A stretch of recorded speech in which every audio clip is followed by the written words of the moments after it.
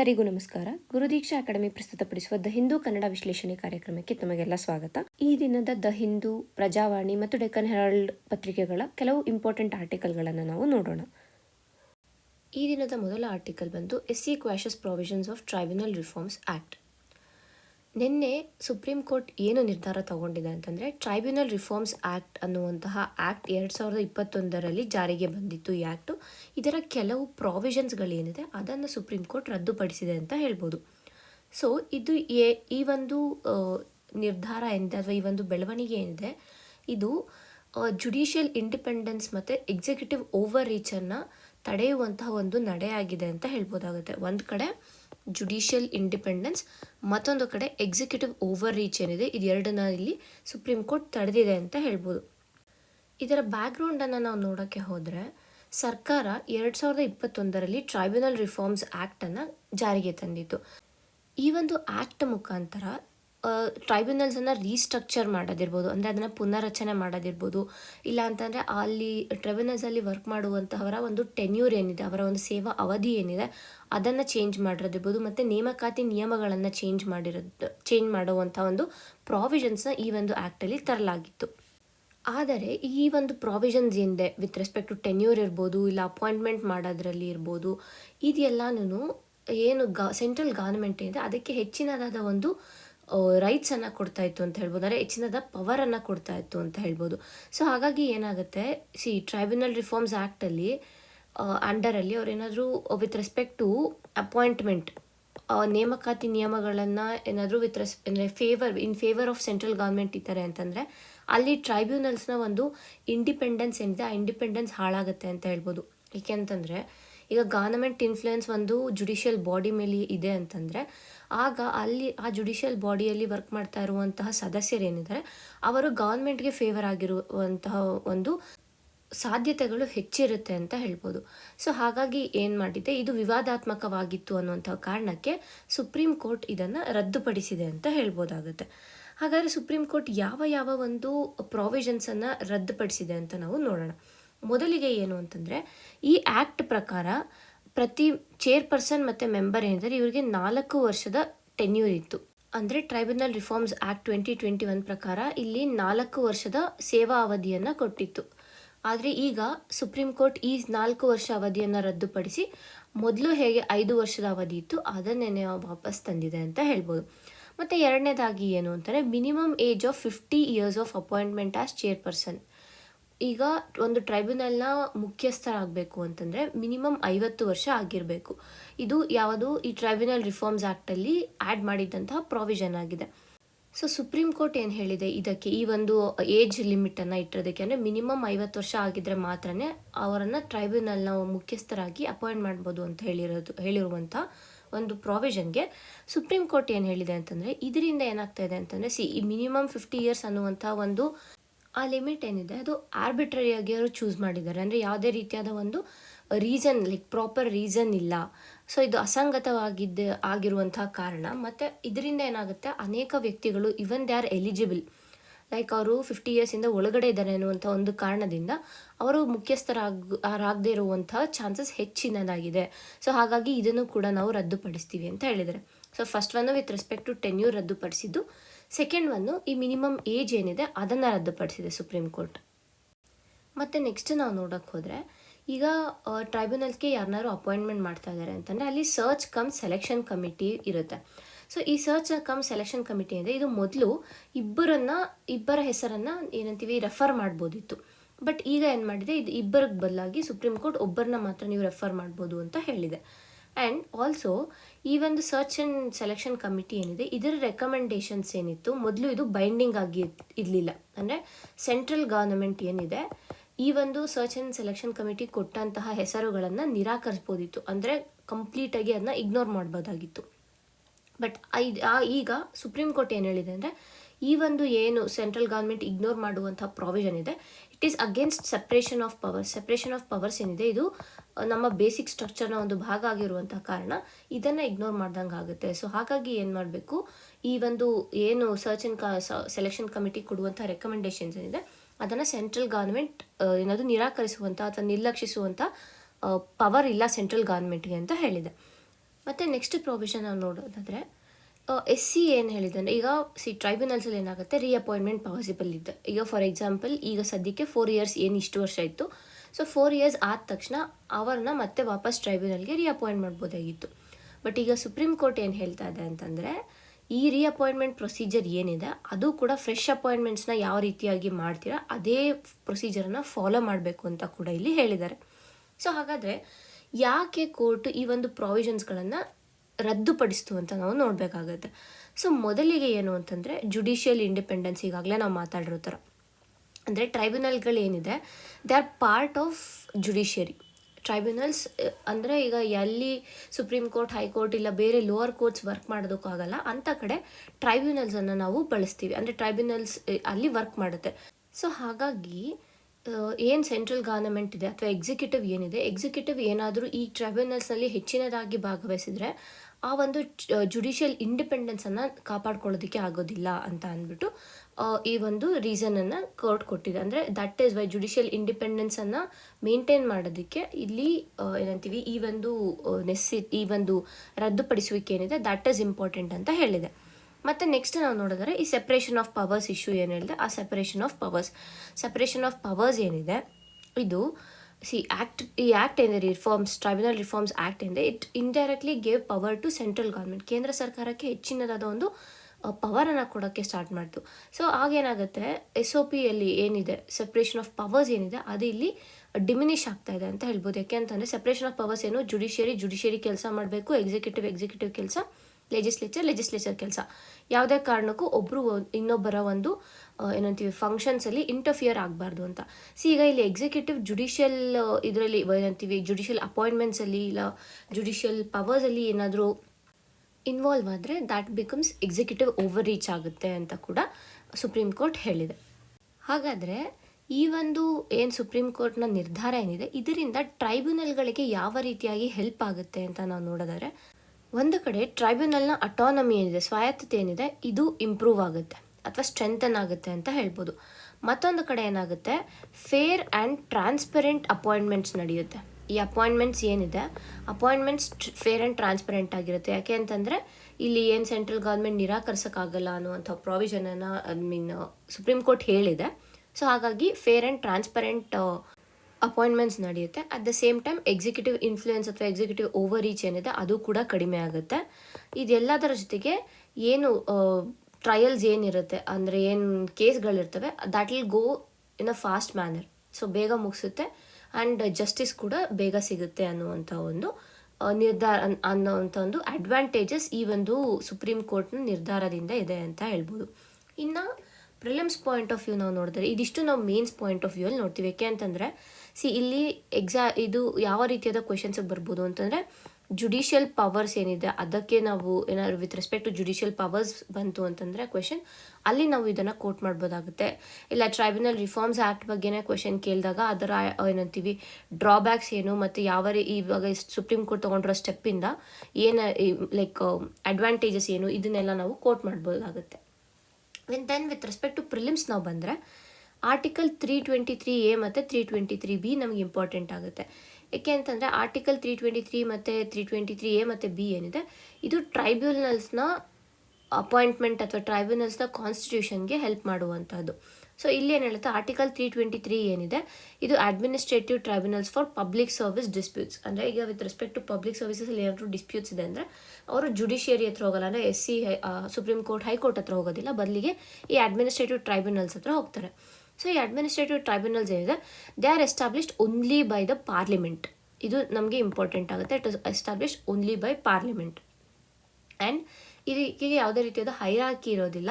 And only one tribunal for ಸೆಂಟರ್ಗೆ ಒಂದು tribunal ಇರುತ್ತೆ, ಪ್ರತಿ ಸ್ಟೇಟ್ಗಳಿಗೆ ಒಂದು ಟ್ರೈಬ್ಯುನಲ್ ಇರುತ್ತೆ ಅನ್ನೋದು ನಮಗೆ ಗೊತ್ತಿರಬೇಕು. ಸೊ ಸೆಂಟ್ರಲ್ ಅಡ್ಮಿನಿಸ್ಟ್ರೇಟಿವ್ ಟ್ರೈಬ್ಯುನಲ್ ಒಂದು, ಸ್ಟೇಟ್ ಅಡ್ಮಿನಿಸ್ಟ್ರೇಟಿವ್ ಟ್ರೈಬ್ಯುನಲ್ಸ್ ಇರುತ್ತೆ. ಇನ್ನು 323 ಟ್ರೈಬ್ಯುನಲ್ಸ್ ಫಾರ್ ಅದರ್ ಮ್ಯಾಟರ್ಸ್, ಅಂದರೆ ಈಗ ಟ್ಯಾಕ್ಸ್ ರಿಲೇಟೆಡ್ ಏನಾದರೂ ಇದ್ದರೆ, ಈ ರೀತಿಯಾದ ಒಂದು ಬೇರೆ ಮ್ಯಾಟರ್ಸ್ ಏನಾದರೂ ಇದ್ದರೆ ಅದಕ್ಕೆ ರಿಲೇಟ್ ಆಗಿರುವಂಥ ಟ್ರೈಬ್ಯುನಲ್ನ ಆರ್ಟಿಕಲ್ 323B ಅಂಡರಲ್ಲಿ ಕಾನ್ಸ್ಟಿಟ್ಯೂಟ್ ಮಾಡ್ತಾರೆ. ಸೊ ಹಾಗಾದರೆ ಯಾರು ಈ ಒಂದು ಆರ್ಟಿಕಲ್ 323B ಬರುವಂಥ ಟ್ರೈಬ್ಯುನಲ್ಸ್ನ ಯಾರು ಕಾನ್ಸ್ಟಿಟ್ಯೂಟ್ ಮಾಡ್ಬೋದು ಅಂದರೆ ಸ್ಟೇಟ್ ಲೆಜಿಸ್ಲೇಚರ್ ಆದರೂ ಮಾಡ್ಬೋದು, ಇಲ್ಲ ಪಾರ್ಲಿಮೆಂಟ್ ಆದರೂ ಮಾಡ್ಬೋದು. ಅಡ್ಮಿನಿಸ್ಟ್ರೇಟಿವ್ ಟ್ರೈಬ್ಯುನಲ್ಸ್ನ only parliament can do it, whereas this state legislature ಮಾತ್ರನೇ. ಸ್ಟೇಟ್ ಲೆಜಿಸ್ಲೇಚರು ಕೂಡ ಏನಂತೀವಿ ಅದರ್ ಟ್ರೈಬ್ಯುನಲ್ಸ್ ಏನಿರುತ್ತೆ ಅಂಡರ್ ಆರ್ಟಿಕಲ್ 323B ಅದನ್ನು ಎಸ್ಟಾಬ್ಲಿಷ್ ಮಾಡ್ಬೋದು. ಇಲ್ಲಿ ಹೈರಾರ್ಕಿ ಆಫ್ ಟ್ರೈಬ್ಯುನಲ್ಸನ್ನು ಬೇಕಾದ್ರೆ ಕ್ರಿಯೇಟ್ ಮಾಡ್ಕೋಬೋದು. For example income tax appellate ಟ್ರೈಬ್ಯುನಲನ್ನು ನಾವು ಎಕ್ಸಾಂಪಲ್ ಆಗಿ ಕೂಡ ತೊಗೋಬೋದಾಗುತ್ತೆ. ಈಗ ಮುಂದಿನ ಆರ್ಟಿಕಲ್ ನೋಡೋಣ. Robotic technology to curb illegal water connections and water leakage. Bengaluru water supply and sewerage board ಏನಿದೆ, BWSSB ಏನಿದೆ, ಇದು ಹೊಸದಾದ ಒಂದು ತಂತ್ರಜ್ಞಾನವನ್ನು ಬಿಡುಗಡೆ ಮಾಡಿದೆ. ಇದರ ಹೆಸರು ಬಂದು ಬ್ಲೂ ಫೋರ್ಸ್ ಮತ್ತು ರೊಬಾಟಿಕ್ ಟೆಕ್ನಾಲಜಿ ಡಿಪ್ಲಾಯ್ಮೆಂಟ್ ಪ್ರೋಗ್ರಾಮ್ ಅನ್ನುವಂಥ ಒಂದು ಪ್ರೋಗ್ರಾಮ್. ಸೊ ಏನು ಮಾಡುತ್ತೆ ಈ blue force and robotic technology deployment ಅಂತ ಅಂದರೆ, ನಮಗೆಲ್ಲ ತಿಳಿದಿರೋ ಹಾಗೇನೆ ಹಲವಾರು ಬಾರಿ ವಾಟರ್ ಪೈಪ್ಸ್ಗಳಿಂದ, ಅದು ಹಳೆಯದಾಗಿರುವಂಥ ಕಾರಣದಿಂದ ಇರ್ಬೋದು, ಇಲ್ಲ ಬೇರೆ ಹಲವಾರು ರೀಸನ್ಸ್ಗಳಿಂದ ವಾಟರ್ ಪೈಪ್ಸ್ ಏನಿದೆ, ಈ ವಾಟರ್ ಪೈಪ್ಸ್ ಹೊಡೆದೋಗಿರುತ್ತೆ. ಅಂದರೆ ನೀರು ಸರಬರಾಜು ಮಾಡುವಂತಹ ಪೈಪ್ಗಳಿಂದ ಆ ಪೈಪ್ಗಳು ಡ್ಯಾಮೇಜ್ ಆಗಿರುತ್ತೆ.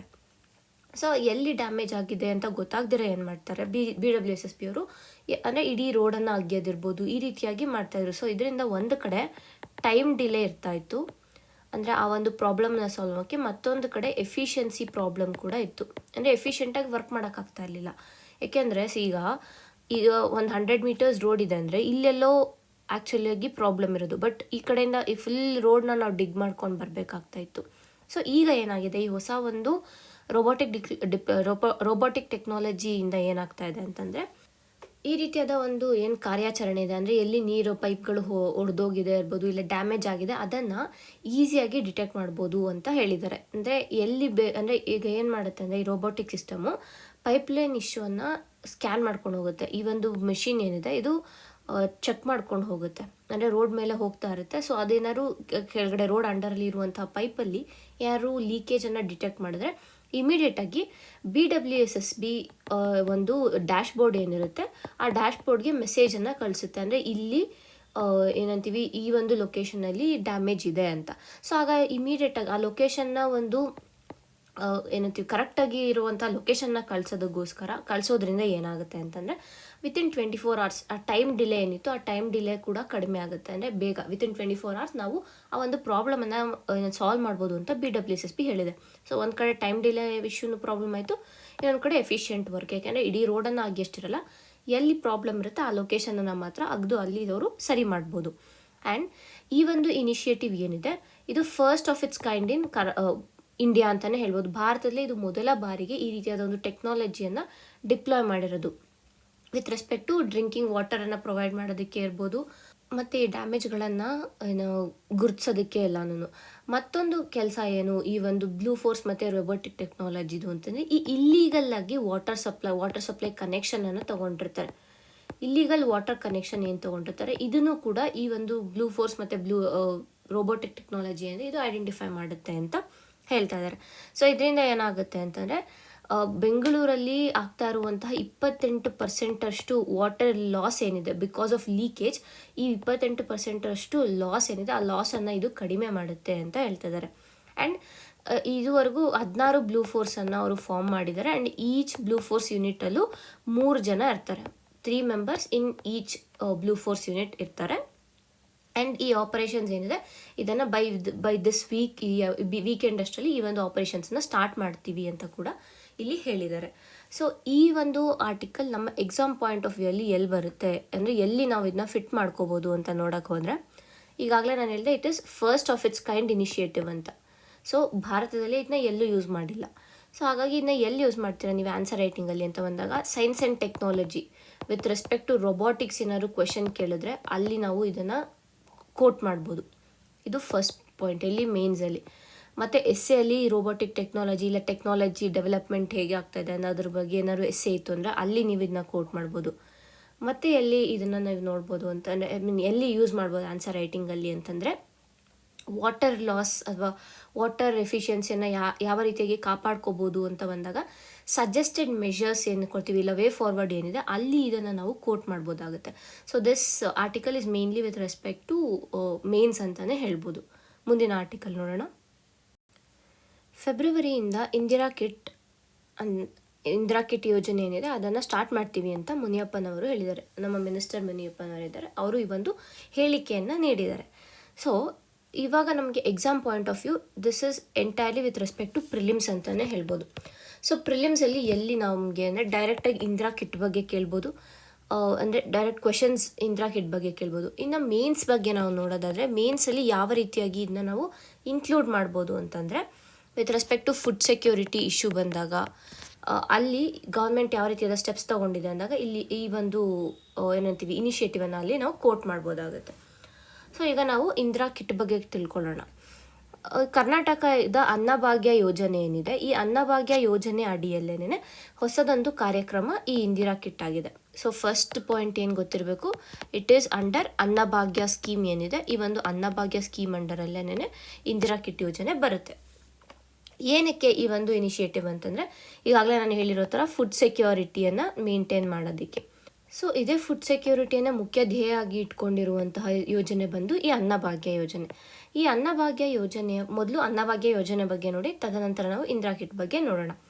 ಅನ್ನಭಾಗ್ಯ ಯೋಜನೆ ಏನಿದೆ ಇದು ಸುಮಾರು 1 ಕೋಟಿಯಷ್ಟು ಕುಟುಂಬಗಳೇನಿದೆ ಅಂದರೆ BPL ಫ್ಯಾಮಿಲೀಸ್ ಅಂತ ಏನು ಕರಿತೀವಿ, ಬಿಲೋ ಪಾವರ್ಟಿ ಲೈನ್ ಇರುವಂಥ ಸುಮಾರು 1 ಕೋಟಿ ಕುಟುಂಬಗಳಿಗೆ ನೆರವಾಗುವಂತೆ ಮತ್ತು ಫುಡ್ ಸೆಕ್ಯೂರಿಟಿಯನ್ನು ಎನ್ಶ್ಯೂರ್ ಮಾಡೋದಕ್ಕೆ ಈ ಒಂದು ಅನ್ನಭಾಗ್ಯ ಸ್ಕೀಮನ್ನು ಜಾರಿಗೆ ತಂದಿದ್ದು. ಸೊ ಈ ಒಂದು ಏನು ಅನ್ನಭಾಗ್ಯ ಸ್ಕೀಮ್ ಇದೆ ಇದನ್ನು ನಂತರ APL ಕುಟುಂಬಗಳಿಗೂ ಅವರು ಈ ಇನಿಷಿಯಲ್ ಆಗಿ ಮಾಡಿದ್ದು ಬರೀ ಬಿಲೋ ಪಾವರ್ಟಿ ಲೈನ್ಗೆ ಅಂತ, ಆಮೇಲೆ ಅದನ್ನ APL ಅಬವ್ ಪಾವರ್ಟಿ ಲೈನ್ ಇದ್ದರೂ ಕೂಡ ಅವ್ರಿಗೂ ಕೂಡ ಈ ಒಂದು ಸ್ಕೀಮನ್ನು ಎಕ್ಸ್ಟೆಂಡ್ ಮಾಡಿದ್ದಾರೆ.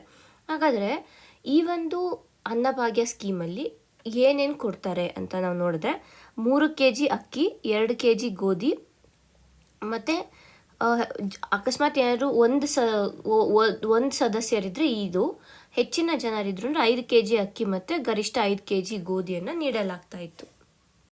ಈಗಾಗಲೇ ಹೇಳಿರೋ ಥರ ಸೊ ಈ ಅನ್ನಭಾಗ್ಯದಿಂದ ಫುಡ್ ಸೆಕ್ಯೂರಿಟಿಯನ್ನು ಎನ್ಶೋರ್ ಮಾಡ್ತಾಯಿದ್ರು. ಸೊ ಹಾಗಾದರೆ ಈಗ ಇಂದಿರಾ ಕಿಟ್ ಏನಕ್ಕೆ ಬೇಕು? ಬಿಕಾಸ್ ಇಲ್ಲಿ ಆಲ್ರೆಡಿ ಅನ್ನಭಾಗ್ಯ ಕೊಡ್ತಾ ಇದ್ದಾರೆ. ಹಾಗಾದರೆ ಇಂದಿರಾ ಕಿಟ್ ಏನಕ್ಕೆ ಬೇಕು? ಏನಾಗಿದೆ ಅಂತಂದರೆ ಅನ್ನಭಾಗ್ಯ ಯೋಜನೆಯಲ್ಲಿ ಹೆಚ್ಚುವರಿಯಾಗಿ ಅಕ್ಕಿಯನ್ನು ಕೊಡ್ತಾಯಿದ್ರು. ಸೊ ಆ ಅಕ್ಕಿನ ಜನ ದುರ್ಬಳಕೆ ಮಾಡ್ತಾಯಿದ್ರು. ಅಂದರೆ ಈಗ ಕಡಿಮೆ ದರದಲ್ಲಿ ಅಕ್ಕಿಯನ್ನು ತೊಗೊಂಡೋಗಿ ಆಚೆ ಮಾರ್ಕೊಳ್ಳೋದಿರ್ಬೋದು, ಇಲ್ಲ ವೇಸ್ಟ್ ಮಾಡೋದಿರ್ಬೋದು, ಈ ರೀತಿಯಾಗಿ ಏನಂತೀವಿ ಜನ ಮಾಡ್ತಾ ಇದ್ದಿದ್ದಂಥ ಕಾರಣ ಸರ್ಕಾರ ಏನು ಯೋಚನೆ ಮಾಡಿದೆ ಅಂತಂದರೆ ಸರಿ ಅಷ್ಟೊಂದು ಅಕ್ಕಿ ಬೇಡ, ಸೊ ಅಕ್ಕಿಗೆ ಬದಲಾಗಿ ಬೇರೆ ಒಂದು ಪದಾರ್ಥಗಳನ್ನು ಕೊಡೋಣ. ಫಾರ್ ಎಕ್ಸಾಂಪಲ್ ಎಣ್ಣೆ ಇರ್ಬೋದು, ಬೇಳೆ, ಸಕ್ಕರೆ, ಉಪ್ಪು, ಈ ರೀತಿಯಾದ 5-6 ದಿನಬಳಕೆಯ ಪದಾರ್ಥಗಳೇನಿರ್ತವೆ ಅವನ್ನ ನಾವು ನೀಡೋಣ. ಸೊ ಆವಾಗ ಒಂದು ಕಡೆ ಏನಾಗುತ್ತೆ, ಅಕ್ಕಿಯ ವೇಸ್ಟೇಜ್ ಏನಿದೆ, ರೈಸ್ನ ವೇಸ್ಟೇಜ್ ಏನಿದೆ ಆ ಒಂದು ವೇಸ್ಟೇಜ್ ಆಗೋದಿಲ್ಲ. ಮತ್ತೊಂದು ಕಡೆ ನ್ಯೂಟ್ರಿಷನಲ್ ಸೆಕ್ಯೂರಿಟಿಯನ್ನು ಕೂಡ ನಾವು ಎನ್ಶೋರ್ ಮಾಡ್ದಂಗೆ ಆಗುತ್ತೆ, ಅಂತ ಅಂದ್ಬಿಟ್ಟು ಈ ಒಂದು ಹೊಸ ಇಂದಿರಾ ಕಿಟ್ ಯೋಜನೆಯನ್ನು ಅಂಡರ್ ಅನ್ನಭಾಗ್ಯ ಸ್ಕೀಮಲ್ಲೇನೆ ಇದನ್ನು ಜಾರಿಗೆ ತರೋಕ್ಕೆ ನಿರ್ಧರಿಸಿದ್ದಾರೆ. ಸೊ ಹಾಗಾದರೆ ಇದರಲ್ಲಿ ಏನೇನು ಇನ್ಕ್ಲೂಡ್ ಆಗಿರುತ್ತೆ ಅಂದರೆ ಸಕ್ಕರೆ, ಉಪ್ಪು, ತೊಗರಿಬೇಳೆ, ಅಡುಗೆ ಎಣ್ಣೆ, ಕಾಫಿ ಪುಡಿ, ಟೀ ಪುಡಿ, ಗೋಧಿ, ಈ ಎಲ್ಲನೂ ಇನ್ಕ್ಲೂಡ್ ಆಗಿರುತ್ತೆ. ಸೊ ಮೊದಲು ಬರೀ ಅಕ್ಕಿ, ಗೋಧಿ ಸಿಗ್ತಾಯಿತ್ತು. ಸೊ ಈಗ ಬೇರೆ ಸಿಗ್ತಾ ಇರುವಂಥ ಕಾರಣ ಇಲ್ಲಿ ನ್ಯೂಟ್ರಿಷನಲ್ ಸೆಕ್ಯೂರಿಟಿಯನ್ನು ಕೂಡ ಎನ್ಹ್ಯಾನ್ಸ್ ಮಾಡಿದ್ದಾರೆ ಅಂತ ಹೇಳ್ಬೋದು. ಹಾಗಾದರೆ ಈ ಇಂದಿರಾ ಕಿಟ್ ಏನಿದೆ ಯಾರ್ಯಾರಿಗೆ ದೊರಕುತ್ತೆ ಅಂದರೆ ಯಾರ್ಯಾರು ಈ ಒಂದು ಕಿಟ್ನ ಫಲಾನುಭವಿಗಳು ಅಂತ ನಾವು ನೋಡೋದಾದರೆ PDS ಶಾಪ್ಗಳಲ್ಲಿ, ಪಬ್ಲಿಕ್ ಡಿಸ್ಟ್ರಿಬ್ಯೂಷನ್ ಶಾಪ್ಗಳಲ್ಲಿ ಏನು ಪ್ರಯಾರಿಟಿ ಹೌಸ್ ಹೋಲ್ಡ್ಸ್ ಇರ್ತಾರೆ ಅವ್ರಿಗೆ ಅಂದರೆ ಒಂದು ಆದ್ಯತೆಯ ಕಾರ್ಡ್ ಏನಿರುತ್ತೆ ಆ ಕಾರ್ಡ್ ಇರೋವಂಥವ್ರಿಗೆ ಈ ಒಂದು ಇಂದಿರಾ ಕಿಟ್ಟನ್ನು ಕೊಡ್ತಾರೆ. ಮತ್ತು ಬಿಲೋ ಪಾವರ್ಟಿ ಲೈನ್ ಕುಟುಂಬಗಳಿಗೆ ಕೊಡ್ತಾರೆ. ಮತ್ತು ಸಿಂಗಲ್ ವುಮೆನ್ ಇದ್ದರೆ ಅವ್ರಿಗೆ, ಇಲ್ಲಾಂತಲೇ ವಿಡೋವರ್ ಏನಿರ್ತಾರೆ ಅವ್ರಿಗೆ, ಮತ್ತು ಲ್ಯಾಂಡ್ಲೆಸ್ ಲೇಬರರ್ಸ್ ಏನಿರ್ತಾರೆ ಇವ್ರಿಗೆ ಎಲ್ಲನೂ ಈ ಒಂದು ಇಂದಿರಾ ಕಿಟ್ನ ವಿತರಣೆ ಮಾಡ್ತಾರೆ. ಸೊ ಎಲ್ಲಿ ವಿತರಣೆ ಮಾಡ್ತಾರೆ? ಫೇರ್ ಪ್ರೈಸ್ ಶಾಪ್ಸ್, ರೇಷನ್ ಅಂಗಡಿಗಳಲ್ಲಿ, ಅಂಗನವಾಡಿಗಳಲ್ಲಿ ಕೂಡ ಈ ಒಂದು ಇಂದಿರಾ ಕಿಟ್ನ ವಿತರಣೆ ಮಾಡ್ತೀವಿ ಅಂತ ಸರ್ಕಾರ ಹೇಳಿದೆ. ಸೊ ಈಗಾಗಲೇ ಹೇಳಿರೋ ಥರ ಇದರಿಂದ ಒಂದೇನು ನ್ಯೂಟ್ರಿಷನಲ್ ಸೆಕ್ಯೂರಿಟಿ ಇಂಪ್ರೂವ್ ಆಗುತ್ತೆ. ಮತ್ತು ವಿಮೆನ್ ಅಂತ ಇಲ್ಲಿ ಹೇಳಿದಾಗ ವಿಮೆನ್ನ ಹೆಲ್ತ್ ಏನಿದೆ ಅದು ಕೂಡ ಇಲ್ಲಿ ಇನ್ಕ್ರೀಸ್ ಆಗುತ್ತೆ. ವಿಮೆನ್ ಆ್ಯಂಡ್ ಚೈಲ್ಡ್ ಹೆಲ್ತ್ ಮೇಲೂ ಕೂಡ ಇದು ಕಾನ್ಸಂಟ್ರೇಟ್ ಮಾಡುತ್ತೆ ಅಂತ ಹೇಳ್ಬೋದು. ಈಗ ಮುಂದಿನ ಆರ್ಟಿಕಲ್ ನೋಡೋಣ. ರೀಡಿಫೈನಿಂಗ್ the narrative of TB eradication world wide.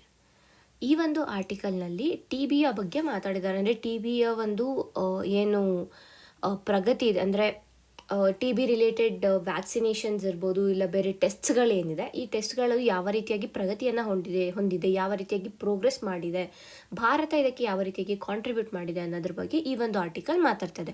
So ಮೊದಲಿಗೆ ನಾವು ಟಿ ಬಿ ಬಗ್ಗೆ ತಿಳ್ಕೊಂಡು ತದನಂತರ ಈ ಆರ್ಟಿಕಲ್ ಏನು ಹೇಳ್ತದೆ ಅನ್ನೋದಕ್ಕೆ ನಾವು ಲಿಂಕ್ ಮಾಡ್ಕೊಳ್ಳೋಣ. ಮೊದಲಿಗೆ ಏನು, ಟಿ ಬಿ ಅಂದರೆ ಕ್ಷಯರೋಗ, ಕನ್ನಡದಲ್ಲಿ ನಾವು ಕ್ಷಯರೋಗ ಅಂತ ಹೇಳ್ತೀವಿ.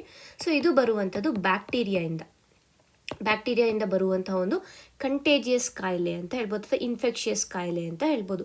ಸೊ ಈ ಒಂದು ಏನು ಟಿ ಬಿ ಇದೆ, ಇದು ಮುಖ್ಯವಾಗಿ ನಮ್ಮ ಕೋಶವನ್ನು ಅಂದರೆ ಲಂಗ್ಸನ್ನು ಅಫೆಕ್ಟ್ ಮಾಡುತ್ತೆ. ಲಂಗ್ಸಲ್ಲಿ ಇರುವಂತಹ ಲಂಗ್ಸ್ನ ಒಂದು ಕೆಪಾಸಿಟಿ ಏನಿದೆ, ಆ ಕೆಪಾಸಿಟಿಯನ್ನು ಇದು ಅಫೆಕ್ಟ್ ಮಾಡುತ್ತೆ ಅಂತ ಹೇಳ್ಬೋದು. ಸೊ ಇದು ಬೇಸಿಕ್. ನೆಕ್ಸ್ಟ್ ಏನು, ಈ ಟಿ ಬಿಯಲ್ಲಿ ಎರಡು ರೀತಿಯಾದ ಟಿ ಬಿ ಇದೆ. ಮೊದಲನೇದು ಪಲ್ಮನರಿ ಟಿ ಬಿ ಈಗಾಗಲೇ ಹೇಳಿರೋ ಥರ ಲಂಗ್ಸನ್ನು ಅಫೆಕ್ಟ್ ಮಾಡುತ್ತೆ. And it is the most common form of T B, common ಆಗಿ ಜನರಲ್ಲಿ ಕಾಣಿಸುವಂಥ ಟಿ ಬಿ ಇದು.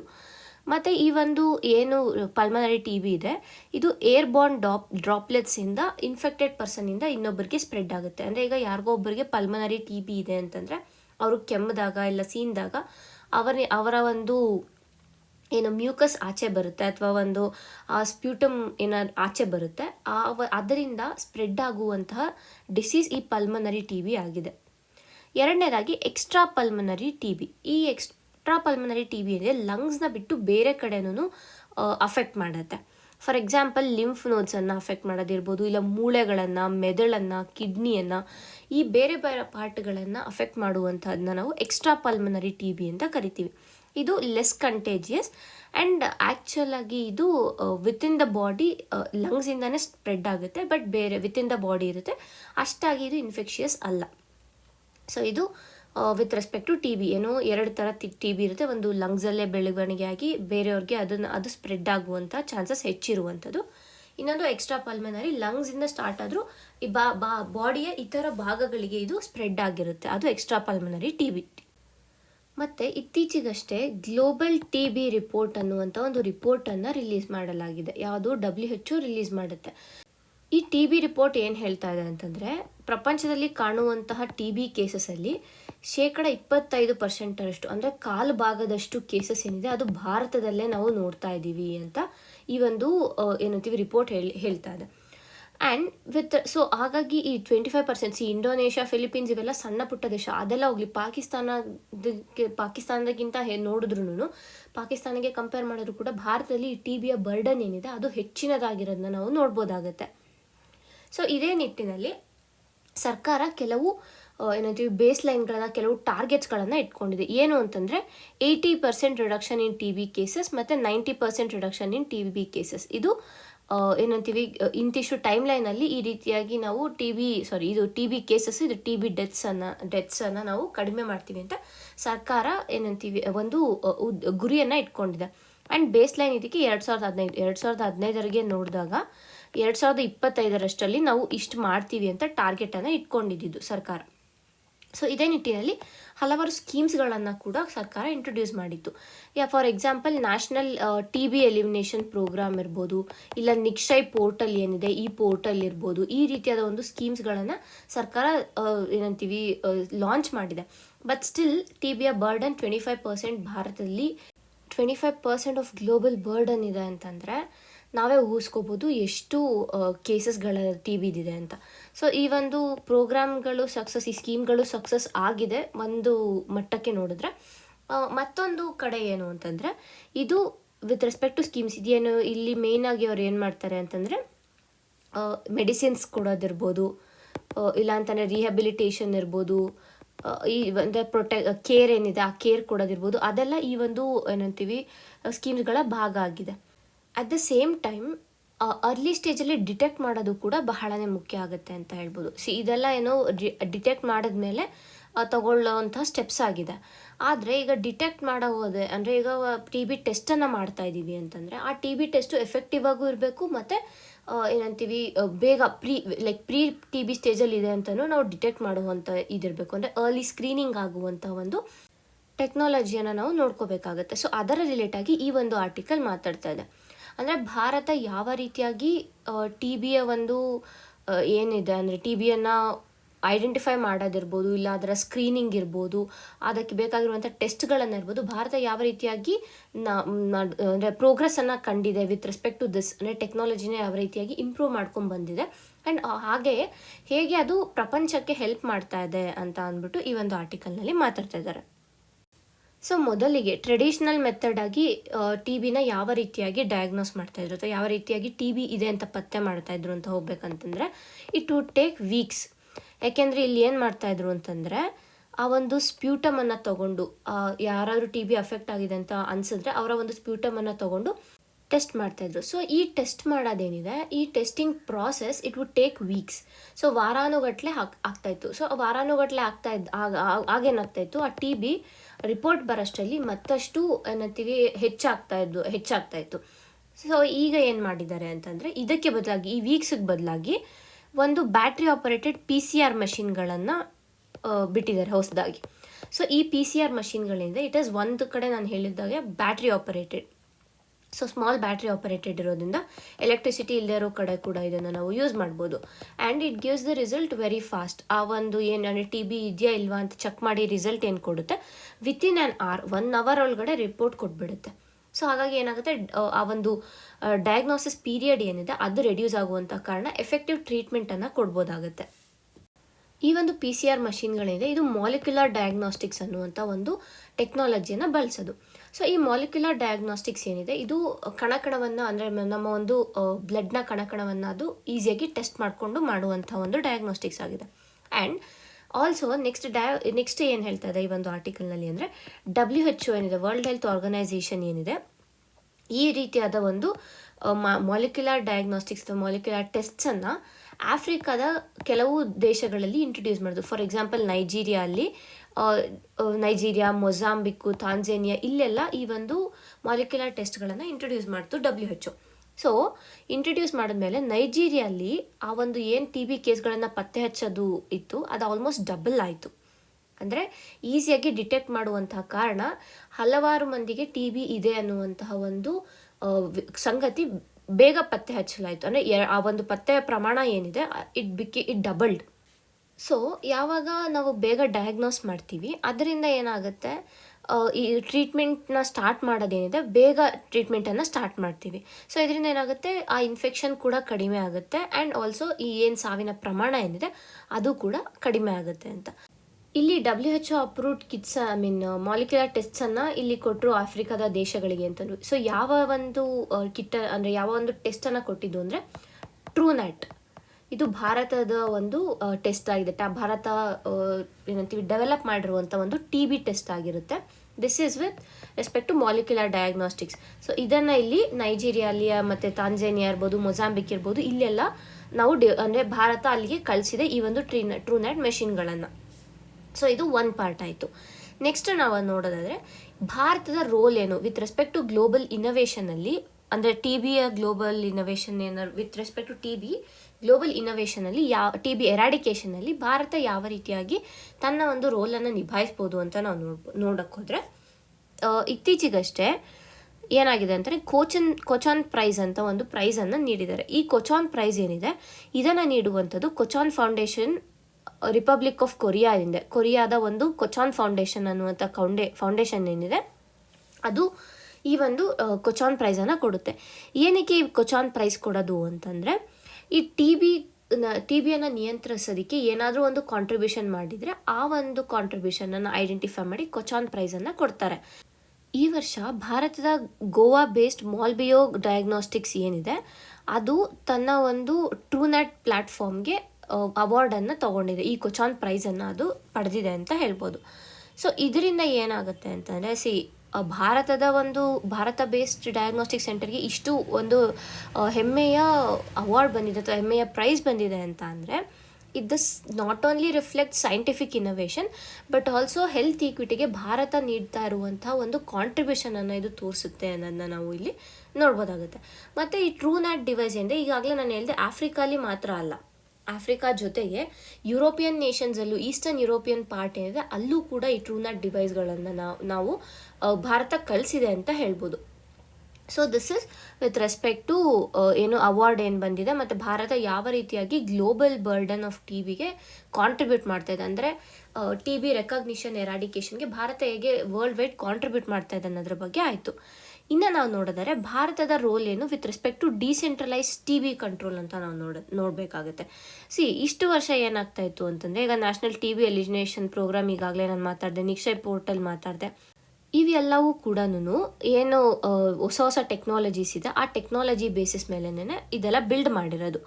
ಬಟ್ ಪ್ರಾಬ್ಲಮ್ ಏನು ಅಂತಂದರೆ ಈ ಟಿ ಬಿಯನ್ನು ಕಡಿಮೆ ಮಾಡೋದಿರ್ಬೋದು, ಇಲ್ಲ ಟಿ ಬಿಯನ್ನು ನಿಯಂತ್ರಿಸೋದೇನಿದೆ, it is not a burden of public sector alone. Public sector ಮಾತ್ರ ಅಥವಾ ಗೌರ್ಮೆಂಟ್ ಮಾತ್ರ ವರ್ಕ್ ಮಾಡಬೇಕು ಅಂತ ಇಲ್ಲ. ಆಲ್ಸೋ ಪ್ರೈವೇಟ್ ಸೆಕ್ಟರ್ನ contribution also becomes important. For example, ಈಗ ಈ ಮಾಲ್ಬಿಯೋ ಡಯಾಗ್ನೋಸ್ಟಿಕ್ಸನ್ನೇ ತಗೊಳ್ಳಿ ನೀವು, it is a private sector platform. So private sector ಆಗಿದ್ರೂ ಕೂಡ ಟಿ ಬಿಗೆ ಕಾಂಟ್ರಿಬ್ಯೂಟ್ ಮಾಡ್ತಾ ಇದೆ. ಸೊ ಅದರಿಂದ ಏನಾಗ್ತದೆ, ಟಿ ಬಿಯ ಕೇಸಸನ್ನು ನಾವು ಬೇಗ ಡಯಾಗ್ನೋಸಿಸ್ ಮಾಡ್ತಾ ಇದ್ದೀವಿ ಆ್ಯಂಡ್ ಬೇಕಾಗಿರುವಂಥ ಚಿಕಿತ್ಸೆಯನ್ನು ಕೊಡೋದಕ್ಕೆ ಈಸಿ ಆಗ್ತಾ ಇದೆ. ಹಾಗಾಗಿ ಈ ಏನು ಪಬ್ಲಿಕ್ ಪ್ರೈವೇಟ್ ಪಾರ್ಟ್ನರ್ಶಿಪ್ ಇದೆ, ಈ ಪಬ್ಲಿಕ್ ಪ್ರೈವೇಟ್ ಪಾರ್ಟ್ನರ್ಶಿಪ್ಪನ್ನು ನಾವು ವಿತ್ ರೆಸ್ಪೆಕ್ಟ್ ಟು ಹೆಲ್ತ್ ಕೂಡ ನಾವು ಇದನ್ನು ಮತ್ತಷ್ಟು ಇನೋವೇಟ್ ಮಾಡಬೇಕು ಅಂತ ಇಲ್ಲಿ ಹೇಳ್ತಾ ಇದ್ದಾರೆ. ಯಾವಾಗ ಪ್ರೈವೇಟ್ ಸೆಕ್ಟರ್ಸ್ ಇನ್ವಾಲ್ವ್ ಆಗುತ್ತೆ ಅಲ್ಲಿ ರಿಸರ್ಚ್ ಆ್ಯಂಡ್ ಇನೋವೇಷನ್ ಏನಿದೆ, ಈ ರಿಸರ್ಚ್ ಆ್ಯಂಡ್ ಇನೋವೇಷನ್ಗೆ ಹೆಚ್ಚಿನದಾಗಿ ಒಂದು ಸ್ಪೇಸ್ ಸಿಗುತ್ತೆ ಅಂತ ಹೇಳ್ಬೋದು. ಬಿಕಾಸ್ ಪ್ರೈವೇಟ್ ಸೆಕ್ಟರ್ಸ್ ಏನಿದೆ, they don't have fund shortages. So fund shortages ಯಾವಾಗಿರೋದಿಲ್ಲ, ಅವರು ರಿಸರ್ಚ್ಗೆ ಹೆಚ್ಚಿನದಾಗಿ ಕಾಂಟ್ರಿಬ್ಯೂಟ್ ಮಾಡ್ತಾರೆ. ಸೊ ಇದರಿಂದ ಹೊಸದಾದ ಮತ್ತಷ್ಟು ಇಂಡಿಜಿನಸ್ ಇನೋವೇಟಿವ್ ಟೆಕ್ನಿಕ್ಸನ್ನು ನಾವು ಡೆವಲಪ್ ಮಾಡ್ಬೋದು, ಲೈಕ್ ಟ್ರೂನೆಟ್. ಸೊ ಅದು ಒಂದು ಕೂಡ ಇಲ್ಲಿ suggestion. So first suggestion is public private partnership ಇರಬೇಕು. ಅಂದರೆ ಪ್ರೈವೇಟ್ ಫರ್ಮ್ಸನ್ನು ಬರೀ it is not public sectors burden ಅಲ್ಲ, ಇದು ಪ್ರೈವೇಟ್ ಸೆಕ್ಟರ್ಸ್ ಕೂಡ ಕಾಂಟ್ರಿಬ್ಯೂಟ್ ಮಾಡಬೇಕು ಅಂತ ಇಲ್ಲಿ ಹೇಳ್ತಾ ಇದ್ದಾರೆ. ನೆಕ್ಸ್ಟ್ ನಾವು ನೋಡೋದಾದರೆ ಒಂದು ಕಡೆ diagnosis, diagnosis is a important part. At the same time diagnose ಮಾಡಿ ಬಿಟ್ಬಿಟ್ರೆ ಆಗೋಗುತ್ತಾ? ಆಗಲ್ಲ. ಡಯಾಗ್ನೋಸ್ ಮಾಡಿದ್ಮೇಲೆ ಬೇಕಾದಂತಹ ಕೇರ್ ಏನಿದೆ, ಪಾಯಿಂಟ್ ಆಫ್ ಕೇರ್ ಇರ್ಬೋದು, ಅವ್ರಿಗೆ ಬೇಕಾದಂಥ ನ್ಯೂಟ್ರಿಷನಲ್ ಸೆಕ್ಯೂರಿಟಿ ಇರ್ಬೋದು, ಮೆಡಿಸಿನ್ಸ್ ಇರ್ಬೋದು, ಇದನ್ನೆಲ್ಲ ಕೂಡ ಕೊಡಬೇಕಾಗುತ್ತೆ. ಭಾರತದಲ್ಲಿ ಏನಿದೆ, 40% ಆಫ್ ಟಿ ಬಿ ಭಾರತದಲ್ಲಿ ಬರ್ತಾ ಇರೋದು ಪೋಷಕಾಂಶಗಳ ಕೊರತೆಯಿಂದ, ಮಾಲ್ನ್ಯೂಟ್ರಿಷನ್ನಿಂದ ಈ 40% ಆಫ್ ಟಿ ಬಿ ಬರ್ತಾ ಇದೆ. ಸೊ ಹಾಗಾಗಿ ಏನು ಮಾಡಬೇಕು ಅಂತಂದರೆ, ಈ ಪಾಯಿಂಟ್ ಆಫ್ ಕೇರ್ ಏನಿದೆ ಅದನ್ನು ಕೊಡಬೇಕು, ನ್ಯೂಟ್ರಿಷನಲ್ ಸೆಕ್ಯೂರಿಟಿಯನ್ನು ಎನ್ಶೋರ್ ಮಾಡಬೇಕು. ಅಷ್ಟೇ ಅಲ್ದಿರ social protection, community based care ಮತ್ತು ಸೋಷಿಯಲ್ ಸ್ಟಿಗ್ಮಾ ಏನಿದೆ, ಅಂದರೆ ಇವ್ರಿಗೆ ಟಿ ಬಿ ಇದೆ ಅಂತ ಅಂದ್ಬಿಟ್ಟು ಅವ್ರನ್ನ ದೂರ ಇಡೋದು, ಈ ರೀತಿಯಾದ ಸ್ಟಿಗ್ಮಾಗಳೇನಿದೆ ಇವುಗಳನ್ನೆಲ್ಲ ನಾವು ದೂರ ಮಾಡಬೇಕು, ನಿವಾರಿಸಬೇಕು ಈ ಒಂದು ಪ್ರಾಬ್ಲಮ್ಸ್ಗಳನ್ನು ಅಂತ ಈ ಆರ್ಟಿಕಲ್ ಹೇಳ್ತಾ ಇದೆ. ಮತ್ತು ನಾವು ಕನ್ಕ್ಲೂಡ್ ಮಾಡೋಕ್ಕೆ ಹೋದರೆ ಇದನ್ನ ಈ ಒಂದು ಆರ್ಟಿಕಲಲ್ಲಿ ಏನು ಹೇಳ್ತಾ ಇದ್ದಾರೆ ಅಂತಂದರೆ, ಟಿ ಬಿ ಕೇವಲ ಒಂದು ಹೆಲ್ತ್ ಇಶ್ಯೂ ಅಲ್ಲ. ಓಕೆನಾ, T be just medical challenge ಅಥವಾ ಹೆಲ್ತ್ ಇಶ್ಯೂ ಅಲ್ಲ, but it is also socio economic challenge. ಅಂದರೆ ಒಂದು ಸಾಮಾಜಿಕವಾಗಿರ್ಬೋದು ಇಲ್ಲ ಆರ್ಥಿಕವಾಗಿರ್ಬೋದು ಈ ಟಿ ಬಿ ಚಾಲೆಂಜ್ ಮಾಡುತ್ತೆ. ಬರೀ ವಿತ್ ರೆಸ್ಪೆಕ್ಟ್ ಟು ಮೆಡಿಕಲ್ ಪರ್ಸ್ಪೆಕ್ಟಿವೇ ಅಂತಲ್ಲ, ಬೇರೆ ರೀತಿಯಾಗೂ ಕೂಡ ಇದು ಅಫೆಕ್ಟ್ ಮಾಡುತ್ತೆ.